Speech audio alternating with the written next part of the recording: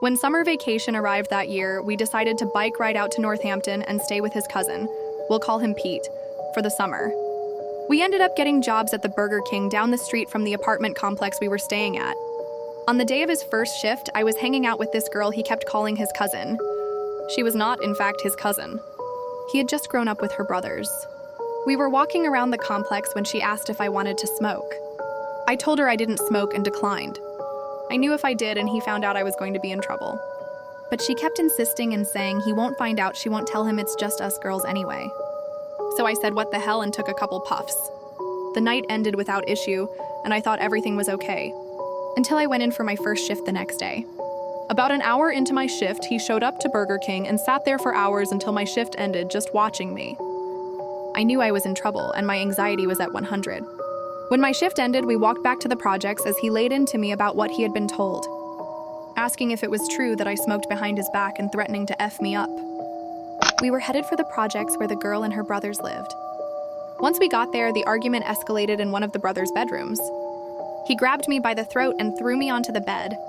He proceeded to wrap his hands around my throat and choke me, in front of everyone, and no one helped. There were 3 other people in that room, and not one of them stopped him. When I got an arm free, I slapped him as hard as I could, pushed him off me, and ran out of the room. I ran down the stairs and out the front door. I kept running, trying to get to Pete's door across the other side of the projects. I could see his stepdad in the doorway, and I knew if I made it there, he wouldn't be able to hurt me. I knew Pete's stepdad would stop him. Unfortunately, I wasn't fast enough. Before I could make it across the yard, he caught up to me and got in front of me, causing me to stop short. Without a word, he hauled off and punched me in the face. I fell backwards like that toy that's heavy at the bottom and falls back, then springs back up when you hit it. My adrenaline was pumping so hard I got back up and started running to Pete's stepdad, who was now running towards me. He grabbed me and brought me into the apartment as he yelled and screamed at the boyfriend and everyone who had just stood there doing nothing. He gave me his phone and told me to call my father, and I did. It was late, maybe midnight by now. When I first called, my dad thought we had just had a fight and could wait till morning. But he must have heard the urgency in my voice when I insisted he come now, and he came right away. As I opened the car door and the dome light light up, the damage to my face was revealed. From one punch, I had 2 black eyes. I could feel a tiny piece of my cheekbone moving under my skin when I touched it. My father was furious but silent. The boyfriend asked for a ride back to our hometown, and my father obliged. The car ride was quiet as he pulled up to the Northampton Police Department with every intention of having him arrested for what he had done to my face. We walked into the station and my father spoke to an officer.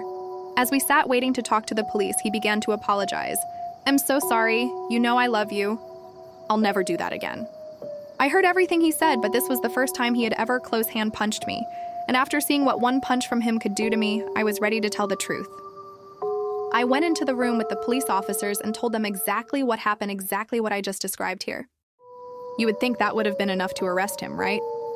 Nope, instead of arresting him, they arrested me. They said because I slapped him, I assaulted him. It didn't matter that he was choking me, or that I had actually fled for my life, and he chased me down with the sole purpose of hurting me.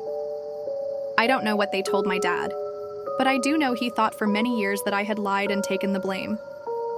That night, I was held overnight in a holding cell and brought into court the next day.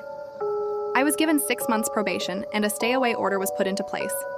Not for him to stay away from me, but for me to stay away from him. But he wouldn't stay away. He'd find me wherever I was, and I'd always take him back. I'd think back to all the things we went, though, when I was in the foster home and when we run away. The person he was that first year, I kept thinking that if I had just listened and not smoked, that none of it would have happened. I should have just listened to him. It was my fault. The police said it was, right?